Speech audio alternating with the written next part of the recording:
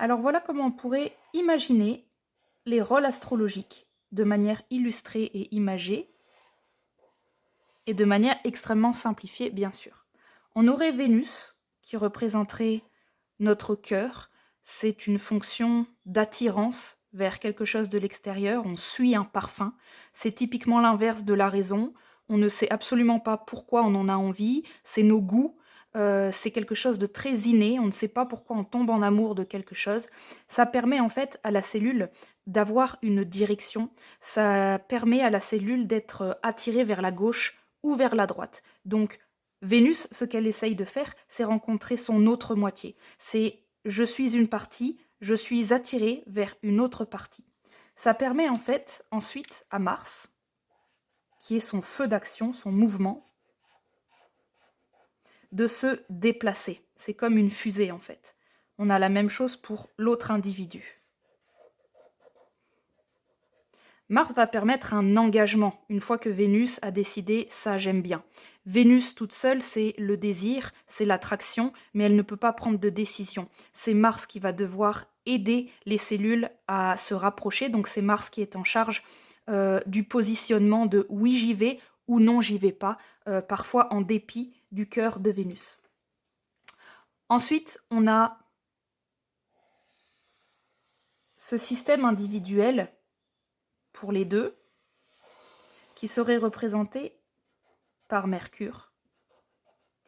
Mercure, elle traite les données qui sont parfois à l'encontre du cœur, c'est-à-dire si nous avons deux entreprises, il n'est hors de question de donner le budget à une autre entreprise simplement parce que l'autre entreprise est charmante. Il va falloir traiter des données en fonction d'un environnement individuel, voir si c'est adéquat. Donc on arrive dans une logique, dans une argumentation, dans Mercure qui essaye finalement de moduler le côté phéromone de Vénus, qui, elle, n'est uniquement motivée que par l'attraction. Donc on a chacun un système mercurien qui vise à collecter des données pour être sûr qu'il y a une cohérence entre les informations que l'on découvre à l'extérieur et les informations à l'intérieur. Mercure veille en fait à la cohérence entre Vénus et Mars. Le problème de Mercure, c'est que parfois il est limité. Il ne va jamais prendre des risques, il va toujours analyser la situation en fonction de c'est bon pour mon système individuel ou ce n'est pas bon. Est-ce que je connais les informations que l'autre m'envoie? Est-ce que je les reconnais comme étant moi ou est-ce que je ne les reconnais pas? Mercure tout seul peut avoir tendance à arrêter la relation à cet endroit-là parce qu'il est effrayé de ce qu'il ne connaît pas. C'est vraiment un système autonome fermé qui veille à ce que l'extérieur ressemble à l'intérieur pour avoir une forme d'apaisement. Nous arrivons donc à Jupiter. Jupiter va aller s'intéresser au-delà de la personne. Il va ouvrir son cœur de manière presque invisible, de manière presque inconsciente, aux informations de l'autre, dont l'autre n'est peut-être même pas conscient. C'est une sorte d'ouverture de cœur à nouveau. Donc le Jupiter ouvre le cœur du Mercure, c'est-à-dire va chercher des informations au-delà de ta structure. Il va s'intéresser aux coutumes de l'autre, aux valeurs, aux habitudes, à la culture. L'autre va faire exactement la même chose.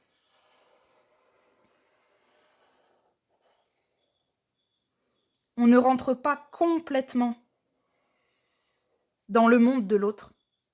Mais ici, nous avons du coup deux zones de Jupiter où il y a rencontre. C'est une zone de risque ici.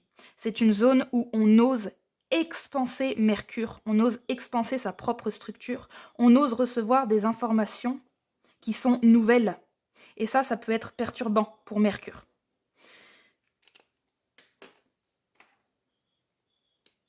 Ensuite, il y aurait Saturne, qui va tout de suite faire attention à ce qu'il n'y ait pas une fusion des deux cellules. Le système de Saturne veille à une autonomie du système, c'est-à-dire un travail d'autonomie entre les deux pour que chacun gère sa sphère et qu'il n'y ait pas une fusion et une dépendance pour que Jupiter ne s'habitue pas à aller chercher les informations uniquement à l'extérieur. Donc Saturne veille à ramener chacun chez soi. Jupiter veille aux limitations mentales de Mercure et Saturne veille à l'enthousiasme expansif de Jupiter. On pourrait ensuite imaginer qu'on retrouve d'autres systèmes. Une fois que ce système est bien autonome, il y a en fait dans l'univers d'autres systèmes qui se baladent ainsi.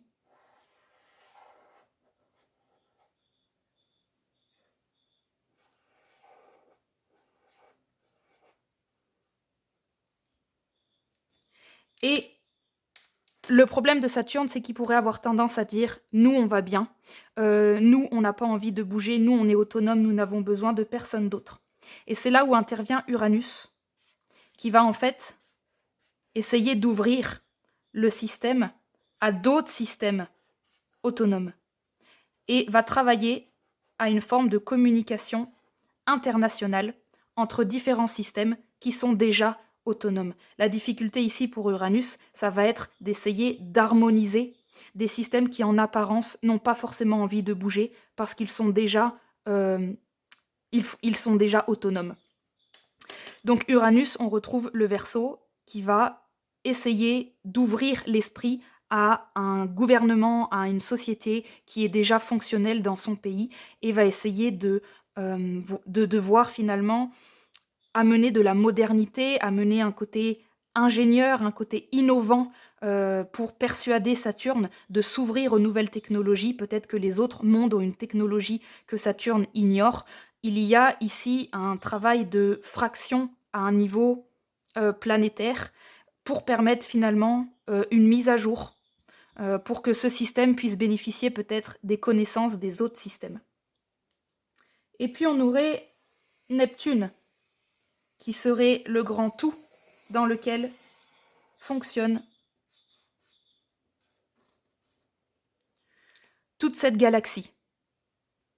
Neptune, c'est le champ quantique qui unit l'intégralité de tous les systèmes. C'est finalement cette grande galaxie unifiée dans laquelle les systèmes puisent de l'information extérieure, c'est-à-dire dès qu'ils doivent se mettre à jour, mais pas forcément se mettre à jour de manière horizontale avec les autres systèmes, mais de manière verticale, c'est-à-dire avoir leurs propres idées envoyées par Neptune. D'ailleurs, on pourrait ajouter la Lune à cet endroit-là.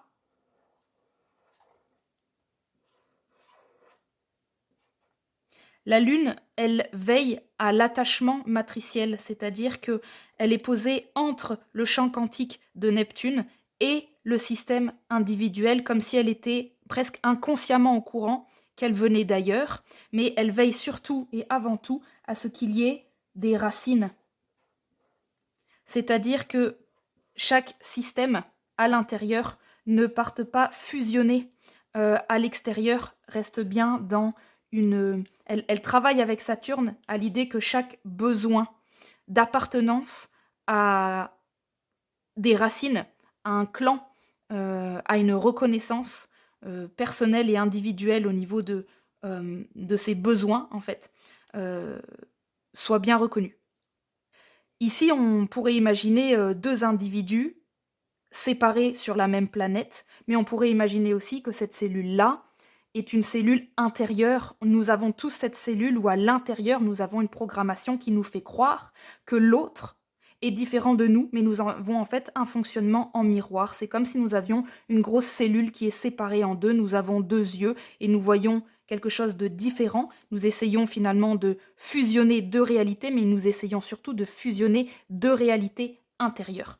Lorsque les deux fusions sont cohérentes et respectées avec Saturne, une ouverture d'esprit avec Jupiter, un système de décision qui est fonctionnel avec Mars et une lune qui veille à l'attachement entre les membranes pour qu'il n'y ait pas un décollement vers les besoins de l'autre, mais bien une nourriture matricielle qui proviendrait ici de Neptune, et bien lorsque nous avons un fonctionnement qui est opérationnel, nous pouvons alors échanger correctement des informations et Uranus va devenir de plus en plus efficace.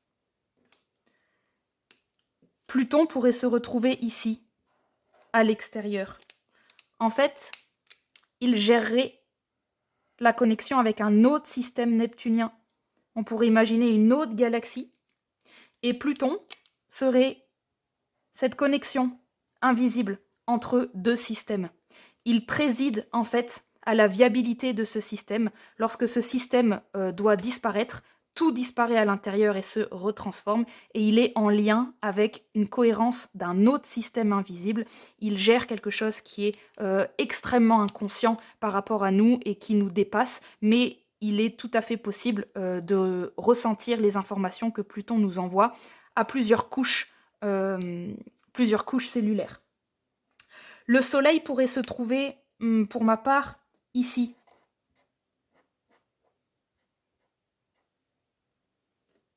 Ici, mais aussi ici.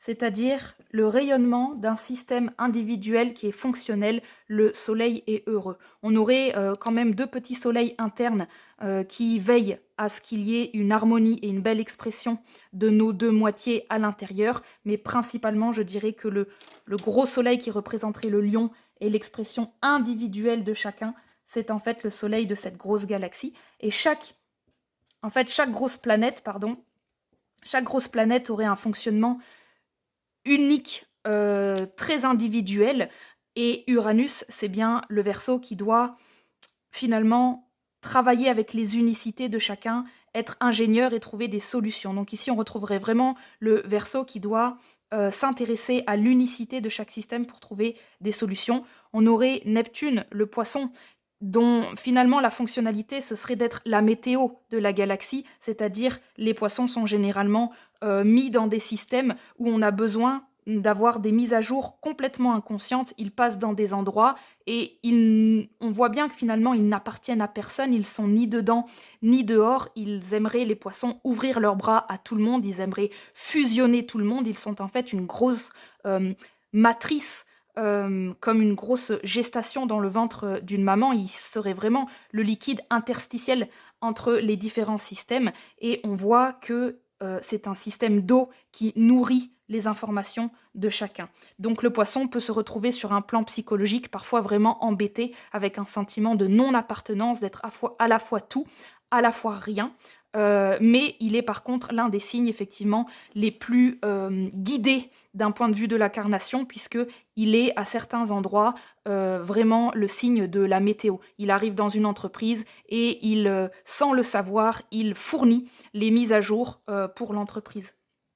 On retrouve ici Vénus qui maîtrise la balance et le taureau, et on sent vraiment que l'importance ici, c'est l'harmonisation à l'intérieur des personnes dans l'entreprise. C'est le fait que nous allons travailler dans cette entreprise et pas une autre. Le Vénus est vraiment au cœur de la galaxie. On voit que c'est ce qui crée en fait l'individualité et l'unicité du Soleil. C'est que chacun des cœurs qui se retrouvent dans les planètes rend unique la destination et la position de chaque planète. On retrouve Mars et le Bélier, dont le but de l'incarnation dans sa vie va être vraiment d'oser s'engager, mais aussi de surtout savoir quand partir, c'est-à-dire donner quelle direction. Il est le moteur pour que on ne s'arrête pas au niveau du fantasme et de l'affectif, mais qu'il y ait réellement du mouvement. C'est ce qui permet vraiment un mouvement global. Mercure, on l'a vu, ce serait le Gémeaux. Et la Vierge. Donc on est vraiment dans cette idée de toujours collecter des données, de faire attention à ce que les données soient cohérentes. La Vierge va veiller à l'intégrité du système matériel. Le Gémeaux va faire attention à collecter, on va dire, et traiter des données qui lui permettent une évolution et une adaptation en fonction de l'autre. Et Jupiter, on retrouve le Sagittaire, qui est vraiment cet explorateur et qui va toujours veiller à ce qu'il y ait une expansion du système. Pluton, on retrouve le Scorpion qui aurait vraiment cette sensibilité à ce qui s'approche des notions de fin de système, puisque c'est lui qui ressent que à chaque instant il pourrait y avoir une mort du système. Le Pluton, donc le Scorpion, peut vraiment être en lien avec cette connexion invisible entre deux personnes. Donc le Scorpion, il interviendrait pas forcément ici où on est en train d'essayer de retrouver sa moitié et de laisser notre cœur nous dire dans quelle entreprise on veut travailler. Pluton, le Scorpion, commence à ressentir quand il y a des tensions entre deux grosses entreprises, mais on ne sait pas encore quoi, on n'est pas vraiment encore au courant, mais on a l'intuition qu'il y a quelque chose qui approche à sa fin. On a vraiment cette impression que la vie n'est pas forcément toute rose, qu'il y a des choses qui se passent en arrière-plan, et on n'est pas à nouveau tout à fait au courant avec les grosses planètes comme ça qui sont très inconsciente. La Lune représente évidemment le Cancer et elle veille à ce que les besoins de la matrice maternelle soient remplis. Elle veille à ce que les membranes attachent bien les liens entre elles. Le Cancer est vraiment attaché aux liens. Il peut sentir à quel point, si le lien se brise, il peut être perdu dans l'univers neptunien. Donc, l'une des hantises de la Lune, ce serait de se retrouver seul dans le monde de Neptune sans attache. Donc autant la Lune, c'est très très importante l'attache, autant le Poisson, il est presque habitué de naissance à errer et à finalement perdre et gagner, ne pas s'attacher, et il s'ouvre, il s'ouvre, il s'ouvre. Alors que la Lune a réellement besoin d'attachement qui soit de l'ordre de la famille, de la mère, du père, et une cohérence familiale. Donc on est à un niveau beaucoup plus petit. Évidemment, voilà, tout ça, ce sont des possibilités, c'est juste un dessin parmi d'autres, c'est une possibilité parmi d'autres. Il n'y a pas d'attachement pour le coup à avoir, c'est juste pour faciliter l'intégration et illustrer possiblement le rôle des 12 signes. Et tout ça se joue en nous et à l'extérieur de nous, c'est exactement pareil. Bisous tout le monde!